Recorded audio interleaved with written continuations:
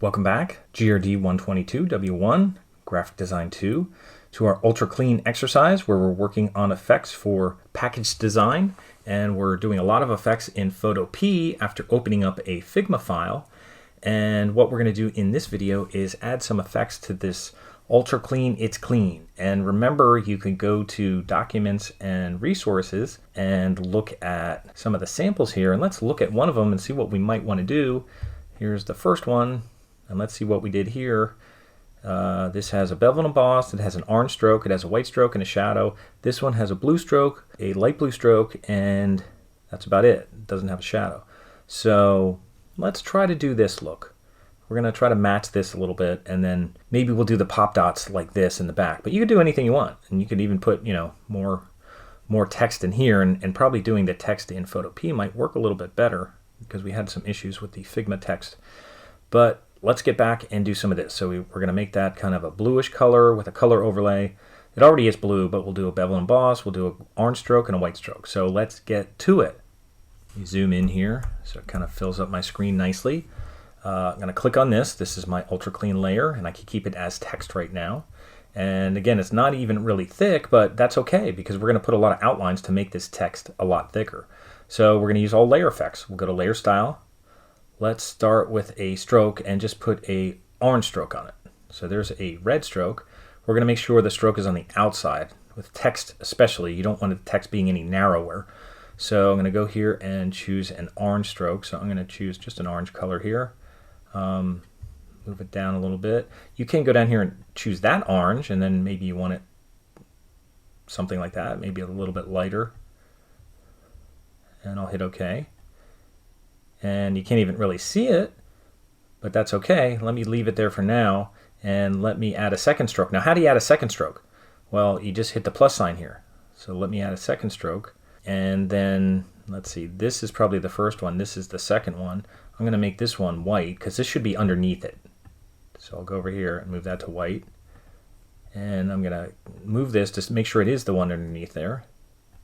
And it is, but it looks orange. Why does it look orange? Because it has the opacity at 43%. So let's put that up. So now I can see that this is the white stroke. I don't need it that thick. Bring it back a little bit, although that looks kind of cool.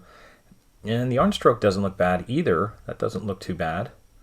And so if you needed to edit the orange stroke, that has 43% opacity. You could put it back or you could put it down, whatever. And what we'll do is we'll put a drop shadow on the white. Well, it won't be on the white, it'll be on the entire layer, but it'll go under the white because that's kind of the outermost shape. So I'll add a drop shadow and see if we could see it here. I don't really see it right now. I'm on the drop shadow. Let me increase the size a little bit. I'm not using global angle, so I might have to change this a little bit. Let me change the size and the distance here. I'm not seeing it. Oh, there it is. I'm starting to see it now. Okay, so let's put it back where it was. It was kind of angled that way. Now I see it a little bit. And now my size is too big. It just wasn't previewing well. I like to keep the distance and the size close, so the distance looks like it has to be around 47. Keep in mind at higher resolutions, these things are going to be higher, so you're going to move these further. And I'll just move it out there a little. Move this down a little. I want it a little bit sharper. So normally I keep them the same, but I want it a little bit sharper. So I'll put that back there, and that looks okay. And then I'm also going to go to Bevel and Emboss. And that looks pretty cool. You can increase the depth if you want. You could soften it. And I think there's even textures you could put on here. All kinds of textures you could throw on here. Little bubbles and stuff. I'll take that down a little bit. Let me go on the texture to make sure I see texture options. And here they have all kinds of patterns and stuff. I have not gone into the Photo P textures. I think you can import textures, all kinds of cool stuff, but I'll put a little texture on there. I don't know if they have bubbles or anything, but I'll just use what's there. Even this thing doesn't look bad. What is this? I can't even see what that is, but I think you can import textures. I'm more familiar with the Photoshop textures, so I'd have to experiment more with this, but I'll just use this thing that's in here now. And you could scale it a little bit. It'll get a little rougher looking, and that's okay. I'll go back to Bevel and Emboss. So if you want to soften it, you could soften. That means soften the edges a little. It'll soften the edges. You could increase the depth a little bit and soften the overall look to it. So that's bevel and emboss. Look at all the things we have going on here with UltraClean. We have a white stroke, an orange stroke, we have bevel and emboss, and a texture, and we have a drop shadow. So we have all these things here that we could go back and edit and change if we want to.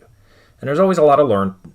There's always a lot to learn about them. I don't know everything about all these. I haven't worked with every single one. You could even use a gradient overlay and have the color be half one color, half the other. I think one of our samples uses a gradient overlay inside there if you wanted to. From like an aqua blue to a dark blue. I forget which one it was. Was it this last one here? No. Was it this one? No. Maybe it was the effects diagram. Yes, it was this one that had a gradient overlay. Linear gradient going from a aqua blue to a darker blue. But anyway, let me go back to Photo P before I have too many tabs open here. So that's all the cool effects we put on UltraClean right now. And I'll hit OK. And then for this one, for It's Clean, I'll click on It's Clean, or you could click down here. You could just throw something very basic. Maybe I'll just throw 2 strokes on there like we did on the other one. So again, layer style, stroke. One stroke is orange. Now I'll change that to maybe like an aqua blue. See how that looks. Or maybe it had, well, I'll try that. There it is.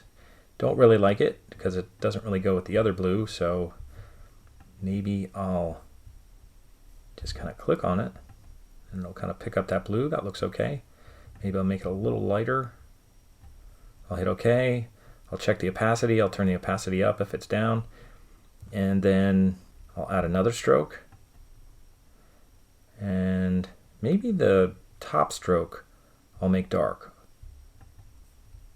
I'll go here and I'll make it darker. And I'll hit OK. And I'll have that one dark, and then I'll go on the bottom stroke and I'll make that bigger. Something like that. And that's okay. We're going to have pop dots behind here and stuff, so I'm not worried about how that blue looks on the orange right now, because we're going to have kind of a lighter area. But that looks okay for now. And I'll hit OK. You could even put a drop shadow if you want on it. You don't have to. You could put a glow, but since we're going to have pop dots, we don't have to get too carried away. It's kind of funny I say that because we are getting carried away with a lot of stuff here, but that's the idea. This is practice. So we're trying to explore a lot of effects and get used to them. And, you know, we wouldn't want to always design this way, but it's nice to do some exercises where we could have fun with it. And so now we're having fun with some of these effects, all these strokes and shadows and bevel and emboss and all that stuff. So that looks good, but I'm still trying to stay in, consistent. So, even though I can just bring in another color, I'm trying to keep things so there's some unity. Basically, even though we have a lot of different things going on, a lot of different colors, effects, we want to keep some unity. So we're kind of working with the orange and blue kind of family here. We got a darker blue. There's a darker blue on the end. So that looks pretty good. And what we're going to do in our next video, I think I'll stop with that right now.